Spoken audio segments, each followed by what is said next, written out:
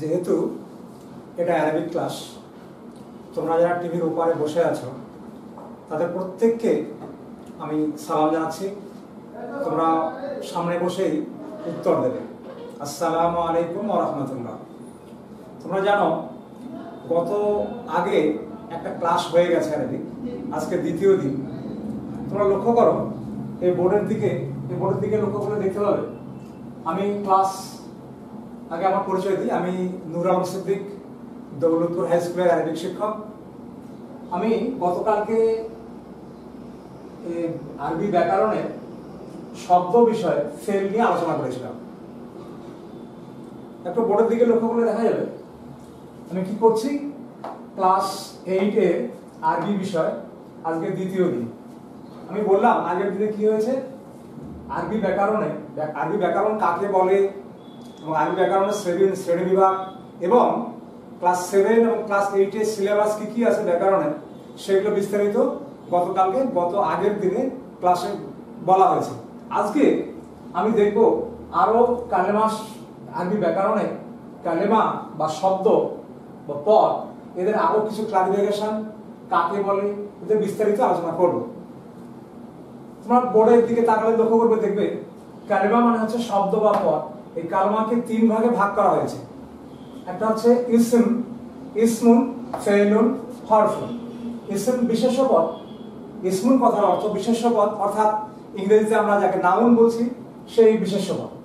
এই বিশেষ্য পদ যেহেতু ক্লাস 7 এর সিলেবাস, তাই এটা বিষয়ে আলোচনা করব না। তোমরা জেনেছো ক্লাস 7 এ, যেহেতু এটা ক্লাস 8 এর দুটো বিষয় আছে। একটা হচ্ছে ফেল, ফেলের বাংলা হচ্ছে ক্রিয়া, যাকে আরবিতে তোমরা ভাব বলছো, অর্থাৎ যে সব পদের দ্বারা বা যে শব্দের দ্বারা কোনো কাজ করা হয় ইত্যাদি বোঝায় তাকে ভাব বলে। আরবিতে তাকে ক্রিয়া, ফেলুন বলে, অর্থাৎ ক্রিয়া বলে। এটাও গতকালকে আলোচনা হয়ে গেছে। আজকে আমরা আরেকটা তৃতীয় পার্ট, কালেমার তৃতীয় পার্ট, সেটা হচ্ছে অব্যয়। একে আরবিতে বলে হরফ। হরফ দেখো, হরফ, হরফুন আর হরফ। একটা হরফ মানে হচ্ছে অক্ষর, আরবি অক্ষর। সেই অক্ষর কিন্তু এখানে না, এখানে লক্ষ্য করা দরকার। এখানে হচ্ছে হরফ। হরফ মানে হচ্ছে গ্রামাটিক্যাল শব্দের একটা পার্ট, সেটা হচ্ছে অব্যয়পদ। আমরা যদি বলি বাংলায় অব্যয়পদ কাকে বলে, বাংলায় অব্যয়পদ বলে যে পদগুলি নিজে নিজে কখনো ব্যবহৃত হয় না, অন্য কোনো শব্দের সাহায্য ছাড়া নিজে ব্যবহৃত হয় না এবং অর্থ প্রকাশ করে না। আর কি, এটা পরিবর্তন করা যায় না। কিছু শব্দ আছে, শব্দগুলো পরিবর্তন করা যায় না, যেমন কিংবা, নতুবা, অথবা, ও, এইসব কথাগুলো কখনো পরিবর্তন হয় না, যেখানে যাবে সেখানে একই রকম থাকে। ঠিক আরবিতেও এরকম অব্যয়পদ মানে হরফ, এরকম কিছু শব্দ আছে। সংজ্ঞাটা আমরা লিখে দিয়েছি, দেখো হরফ, বাংলা উচ্চারণ হরফ। এখানে সংজ্ঞাটাই বলতে গেলে আমি বলছি, তোমরা যদি খাতা কলম সামনে থাকে তাহলে দেখে দেখে খাতা কলমে তোমরা লিখে নিতে পারো। কি লেখা আছে, হরফ বা ইংরেজিতে যেটা পার্টিকেল বলছে, এটাকে যদি সঙ্গে আমি বলি যেসব কালেমা, কালেমা মানে শব্দ, যেসব কালেমা বা শব্দ অন্য কোনো শব্দের সাহায্য ছাড়া সম্পূর্ণ অর্থ প্রকাশ করতে পারে না। একবার দেখে না আরেকবার, যেসব কালেমা বা শব্দ অন্য কোনো শব্দের সাহায্য ছাড়া সম্পূর্ণ অর্থ প্রকাশ করতে পারে না তাকে হরফ, হরফ বলে। যেমন আল কালামু আলা তাবিলা, আল কালামু আলা তাবিলা, কলমটি টেবিলের উপরে আছে। কলমটি কোথায় আছে, টেবিলের উপর। এখানে আলা শব্দটি, এখানে দেখো আলা শব্দটি হচ্ছে হরফ। এবার আলা যদি আমি এমনি আলাদাভাবে কোথাও লিখি, এখানে আলা লিখলাম, আমি কিছু লিখলাম না, আগে পিছনে কিছু লিখলাম না, উপরে, উপরে দিয়ে কোনো শব্দ এর কোনো অর্থ প্রকাশ করছে না।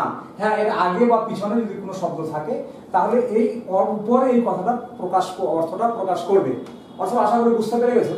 এরকম আরো কিছু শব্দ আছে যেটা হচ্ছে অব্যয়পদ বা হরফ। সেটা কি, দেখো ফি, মান, লা, কাফ, বে, আন, মুজ, এই কথাগুলো যেখানে থাকবে এগুলো বাক্যের মধ্যে থাকে, এগুলো কখনো পরিবর্তন হয় না। আবার নিজে নিজে কোথাও অর্থ প্রকাশ করে না। কোনো শব্দের সাহায্য, কোনো শব্দের প্রথমে বসতে পারে, কোনো শব্দের শেষে বসতে পারে, বা কোনো শব্দের মাঝখানে বসতে পারে। এইভাবে বসে এরা অর্থ প্রকাশ করে। মনে রাখতে হবে একটা বিষয় খুব ইম্পর্টেন্ট, এখানে একটা বিষয় মনে রাখতে হবে,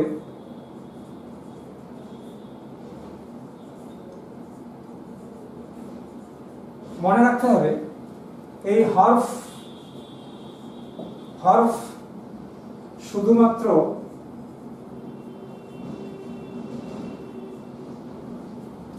শুধুমাত্র ইসম ও ফেল এর ক্ষেত্রে এর আকারে পরিবর্তন হয়। এই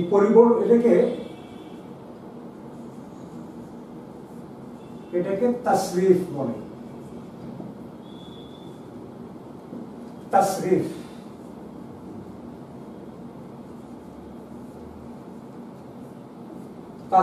বলে।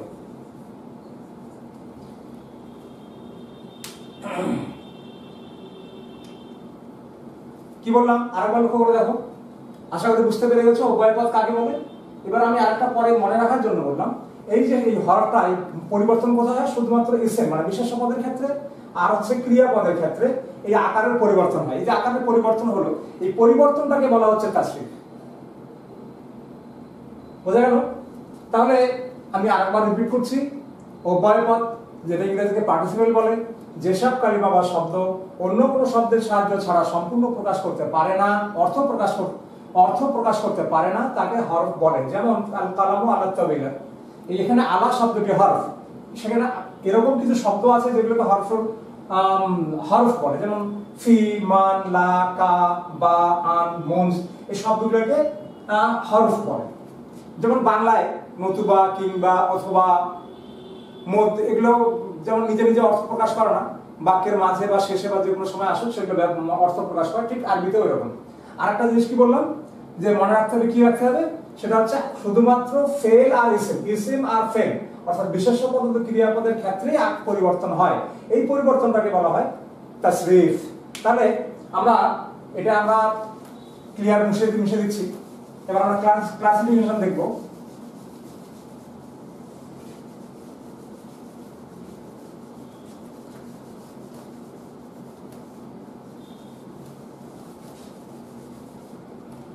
লক্ষ্য করো বোর্ডের দিকে, আরবি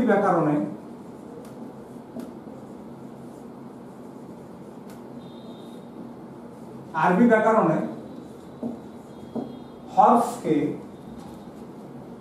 কতগুলি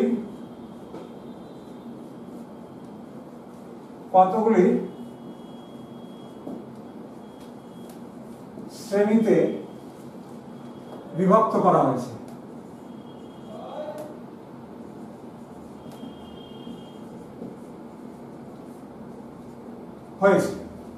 কি বললাম, এই যে হরফ, এই শব্দগুলোকে কতগুলো শ্রেণীতে বিভক্ত করা হয়েছে। এরকম প্রায়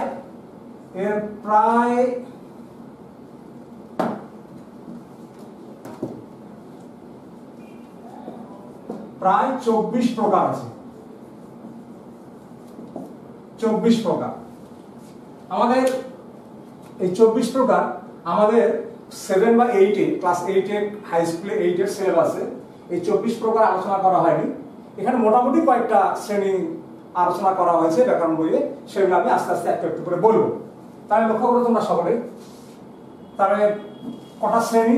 24টা। এই 24টাকে আমি মোটামুটি কয়েকটা যেগুলো খুব দরকার, ইম্পর্টেন্ট, সেগুলো আমি এখানে আলোচনা করব। তোমরা সকলে খাতা এবং কলম সঙ্গে নিয়ে চেষ্টা করো পরপর লিখে যাওয়ার জন্য। তাহলে আমি প্রথমে কি লিখবো? হরফে জার। 1 নম্বরে আছে হরফে জার। হরফে জার, এটা বাংলা উচ্চারণ হরফ জার। হরফে জার এগুলো কি করে? এটা হচ্ছে এই হরফে জারটা, এটাকে বলা হচ্ছে জের প্রদানকারী অব্যয়। জের মানে আলিফ জবর আ, আলিফ জের ই, আলিফ পেশ উ। এখানে এটাকে জের বলা হচ্ছে, আলিফ জের ই, এটাকে জের বলা হচ্ছে। এই জের প্রদান, বাংলা কথা বললো জের প্রদানকারী অব্যয়। জের প্রদানকারী অব্যয়। কি বললাম? হরফে জার, জের প্রদানকারী অব্যয়। এটা কি করে? এটা হচ্ছে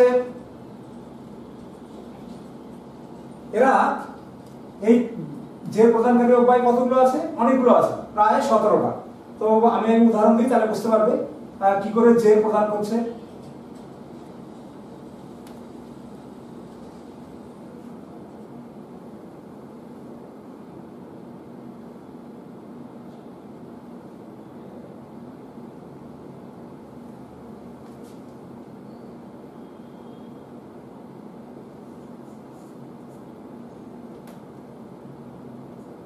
কাতাবু বিল কলম, লক্ষ্য করো, কাতাবু বিল কলম, অর্থাৎ এখানে কলম দ্বারা লেখা হয়েছে, কলম দ্বারা লেখা হয়েছে। এখানে কি হলো, এই যে দ্বারা শব্দটা এখানে বে শব্দ দিয়ে নিয়ে আসা হয়েছে। কি বললাম, যে প্রদানকারী অব্যয়। এখানে কিছু শব্দ আছে, সেই শব্দগুলো আমি পরে জানাবো। এখানে আছে বে, এই যে বের নিচে জের পড়ে গেছে, দেখো, কাতাবু বিল কলমে, অর্থাৎ কলম দ্বারা লেখা হয়েছে। এই বেটাকে জের দেওয়া হয়েছে এবং এই বের বাংলা অর্থ হচ্ছে দ্বারা। তাহলে এরকম কিছু কিছু শব্দ বলা যায় আছে, সেগুলোকে হরফ যা বলে। ইহারার সংখ্যা কটা, এখানে ইহারার সংখ্যা হচ্ছে 17টা।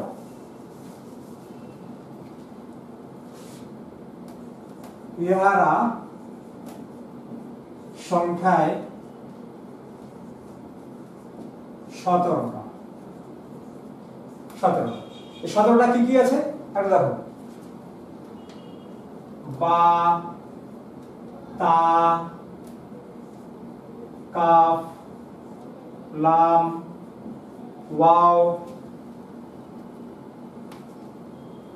মুজ, মুঞ্জ, ফি, আলা, মিন, ইটিসি। এরকম 17টা শব্দ আছে, যেগুলো শব্দগুলো কি করে, ইসিম এর শেষে এসে, ইসিমের আগে বসে, ইসমের আগে বসে শেষ অক্ষরে জের প্রদান করে। তাহলে বোঝা গেল যে হরফে যা হচ্ছে জের প্রদান করে, এর সংখ্যা হচ্ছে 17টা। আমি কয়েকটা লিখে দিলাম, এই কয়েকটা লিখলেই হয়ে যাবে, সবগুলো 17টা লেখা দরকার নেই, এগুলো ক্লাস 11-12 লিখতে হয়। এবার আমরা আসবো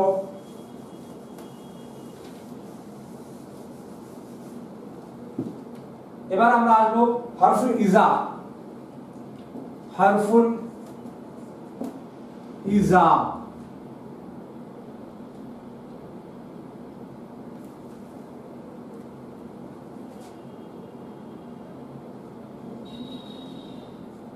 হরফুল ইজা, এটাকে বাংলা বলা হচ্ছে উত্তরদাতা অব্যয়। উত্তরদাতা অব্যয় অর্থাৎ যে শব্দগুলো দিয়ে আমরা দেখবো যে কেউ প্রশ্ন করলো, তার একটা উত্তর দিল, সেই উত্তরদাতা অব্যয় যেগুলো আছে সেগুলোকে হরফুল ইজা বলছে। তাহলে এটা কিরকম হবে, এটা একটু বলে দিই। এটা যেমন কেউ প্রশ্ন করলো, তুমি কি ভাত খেয়েছো? ও বললো হ্যাঁ।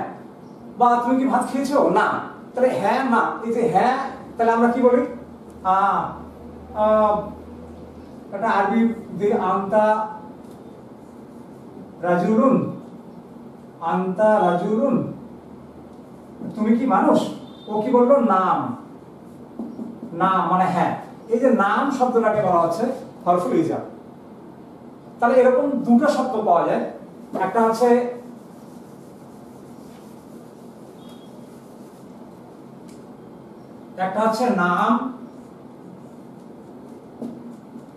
নাম, আর একটা হচ্ছে বালা। এই হরফুল ইজা, এই দুটো শব্দ হচ্ছে হরফুল ইজা বা উত্তরদাতা অব্যয়। এবার আমরা তারপরে চলে আসবো হরফুল নেদা।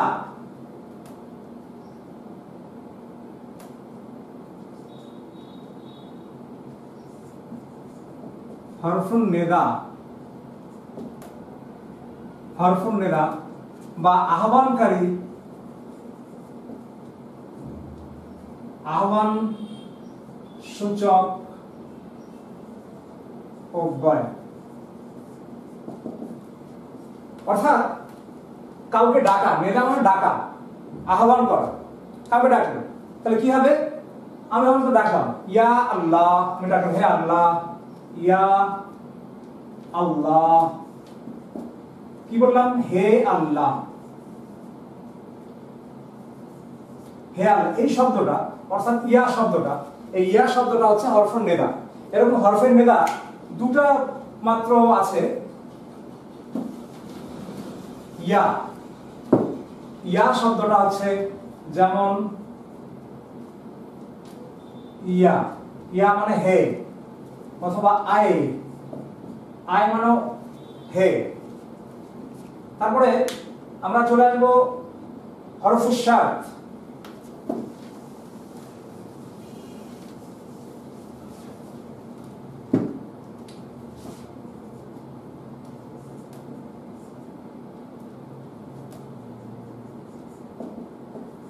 হরফে শাদ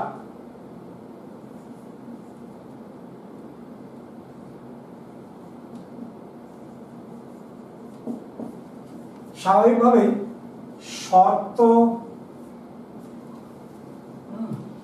শর্ত বোধক অব্যয়।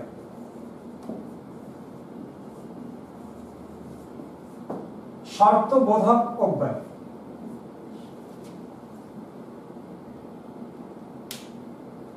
এরা কি করে?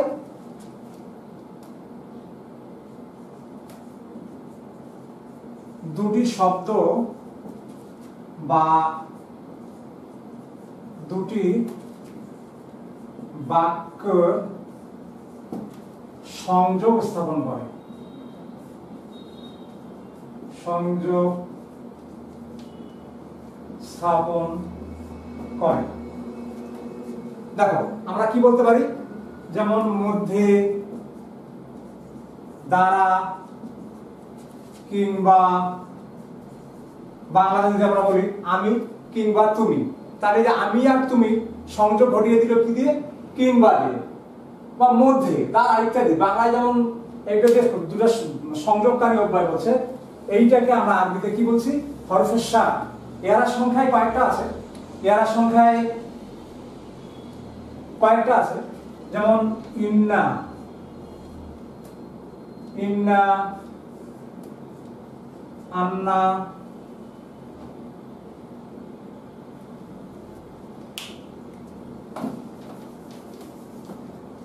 হরফে শাদ হচ্ছে ইন, ইন, লাও, ইন, লাও, তারপরে মাতা, মাতা, ইন মানে যদি, লাও মানে যদি, মাতা, এই সব শব্দগুলোকে বলা হচ্ছে হরফে শাদ। ঠিক আছে, এবার আমরা দেখব হরফে মুশাব্বাহ বিল ফেল।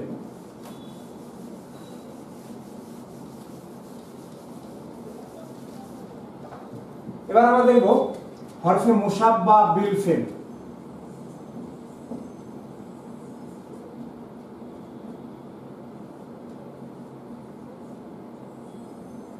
হরফে মুশাব্বাহ বিল ফেল, এটাকে বাংলায় বলা হচ্ছে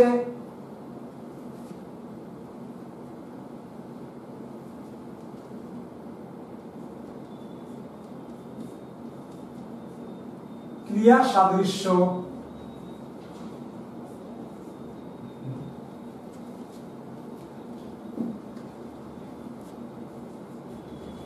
ক্রিয়া সাদৃশ্য অব্যয়। ক্রিয়া সাদৃশ্য অর্থাৎ এই কিছু কিছু শব্দ আছে সেগুলো শুনতে বা লিখতে মনে হবে ক্রিয়া, কিন্তু এগুলো ক্রিয়াপদ নয়, তাই এটাকে বলা হচ্ছে মুশাব্বাহ বিল ফেল বা ক্রিয়া সাদৃশ্য অব্যয়। এগুলো হচ্ছে কয়েকটা আছে, যে ইন্না, আন্না, কান্না, লাইতা,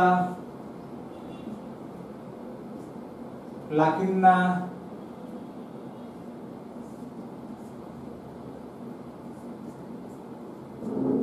ইন্না, আন্না, কান্না, লাইতা, লাকিন্না,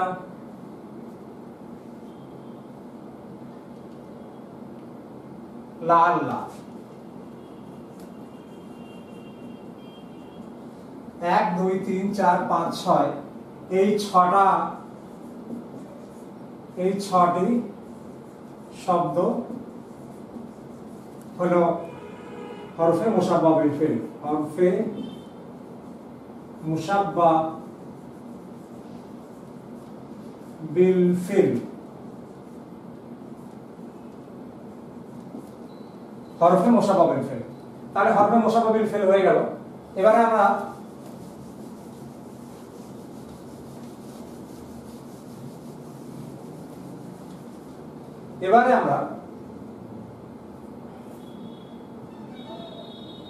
হরফুল আতফ,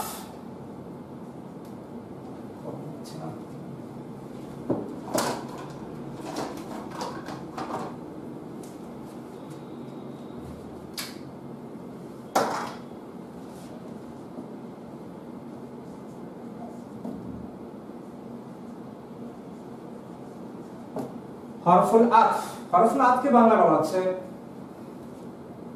সংযোজক অব্যয়।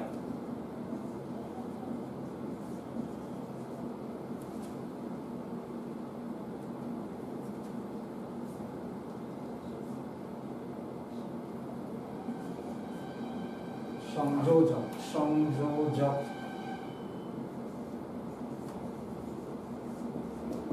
সংযোজক অর্থাৎ এখানে দুটি বাক্যের মধ্যে বা দুটি শব্দের মধ্যে সংযোগ স্থাপন করে। তাহলে এগুলো কি? এগুলো হচ্ছে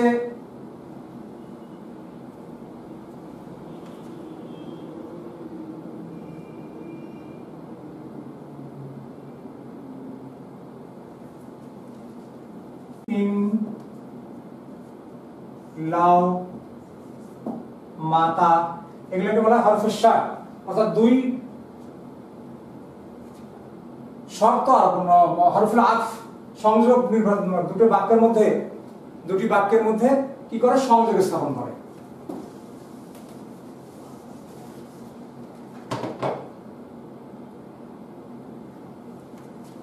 তারপরে আছে হরফুল নফি,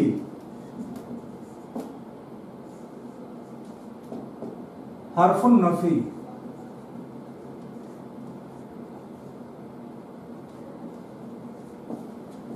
এটাকে কি বলা হচ্ছে? না বোধক অব্যয়।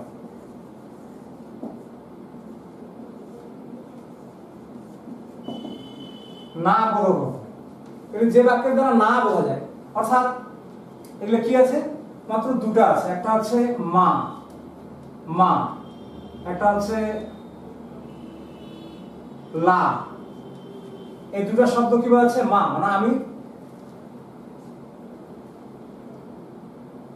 মা মানে না, এখানে লা মানে না। যেখানে শব্দটা তুমি কি ভাত খেয়েছো, ও বলবে না আমি ভাত খাইনি, তাহলে মা আকালতু।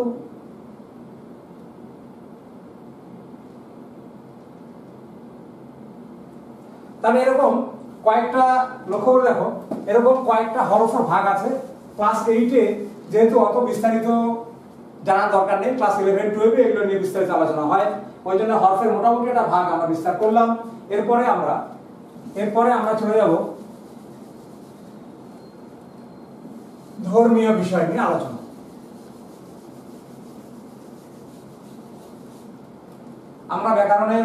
আমরা ব্যাকরণের ক্লাস 8-এর যে সিলেবাস, ইসম, ফেল, হরফ এবং হরফ, এই তিনটা বিষয় নিয়ে আলোচনা করলাম। আশা করি তোমরা সবাই বুঝতে পেরে গেছো। এবার আমরা ধর্মীয় বিষয় নিয়ে, দিনিয়াত শিক্ষা বিষয় নিয়ে, এবারে আমরা দিনিয়াত শিক্ষা, দিনিয়াত বা ধর্মীয় বিষয় নিয়ে আলোচনা করব।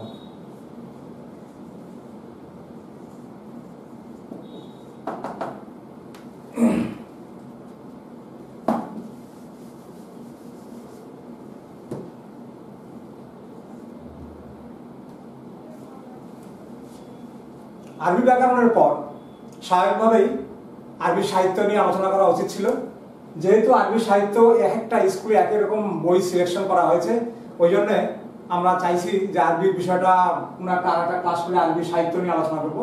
আজকে আমরা দিনিয়াত, প্রত্যেকটা স্কুলেই এই দিনিয়াত বিষয় নিয়ে আলোচনা হয়। তো দিনিয়াত বা ধর্মীয় বিষয় নিয়ে ইসলাম ধর্মকে নিয়ে আমরা একটা বেসিক মোটামুটি একটা আলোচনা করব, যে তোমাদের ক্লাস 8 যে সিলেবাসে আছে, দিনিয়াত শিক্ষায় যে সিলেবাস আছে, সেই সিলেবাস নিয়ে আজকে আমরা আলোচনা করব। সেই আলোচনা অনুযায়ী আমরা দেখব প্রথমত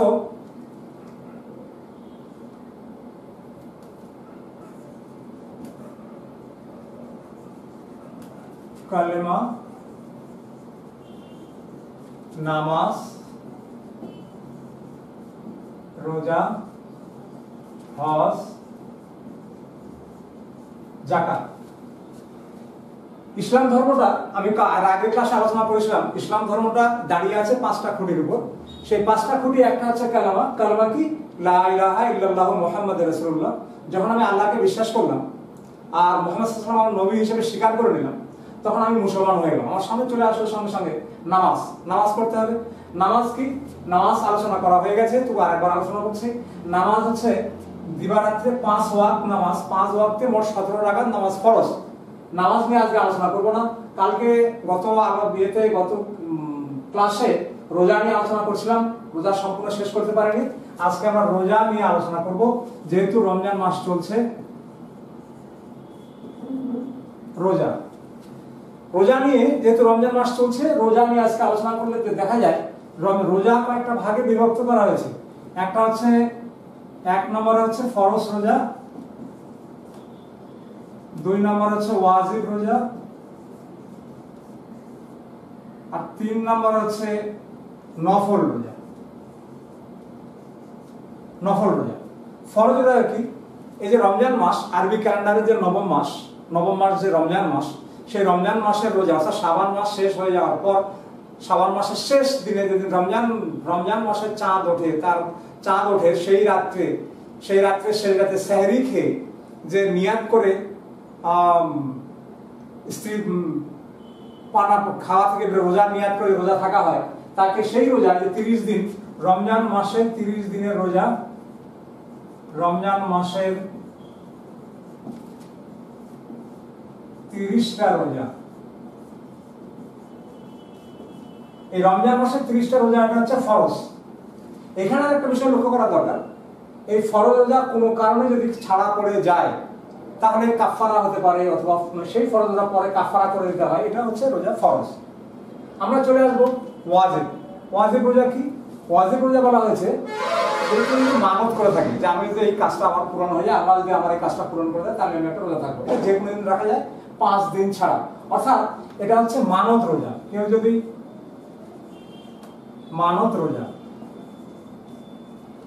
মানত করে, কেউ যদি মানত, তবে সে রোজা। বাকি রোজাগুলো সম্পূর্ণ নফল। বাকি দিনের রোজা সম্পূর্ণ নফল। মনে রাখতে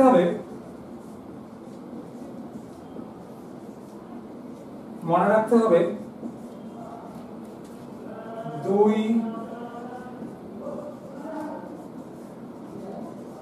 ঈদের দিন এবং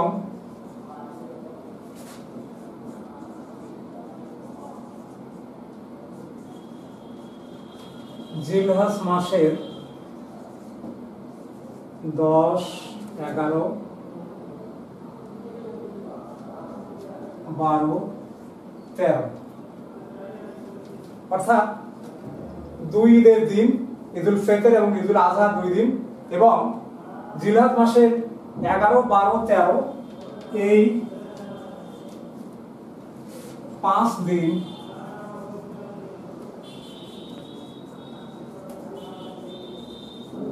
রোজা রাখা নিষিদ্ধ।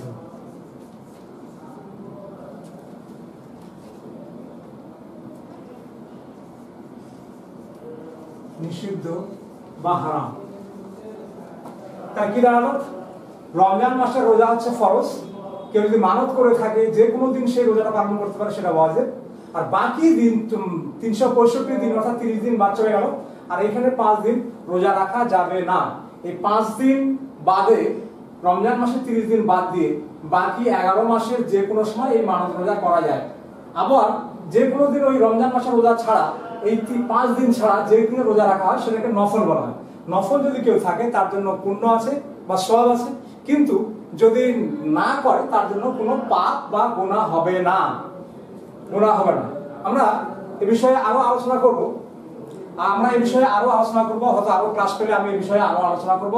তোমরা যারা বাড়িতে আছো, টিভির সামনে বসে আছো, প্রত্যেকে তোমাদের সামনে দিনিয়াত বই আছে, দিনিয়াত বইটা খুলে পড়বে, পড়ে এবং কি আরবি সাহিত্য যে বইটা আছে বাড়িতে পড়বে, পড়ে কোনো কারণে যদি বুঝতে না পারো তাহলে আমাকে ফোন করবে। অনেকের আমার ফোন নাম্বার দেওয়া আছে, তারা আমাকে সরাসরি ফোন করে আমার কাছে জানতে চাইতে পারো যে এটা কি হবে স্যার। যেহেতু অ্যারাবিক বিষয় সবাই পারে না, যাতে ফোন করে তোমাদের সুবিধা হয় তার জন্য আজকে আমি এ পর্যন্ত ছাড়ছি। আসসালামু আলাইকুম ওয়া রাহমাতুল্লাহি ওয়া বারাকাতুহু।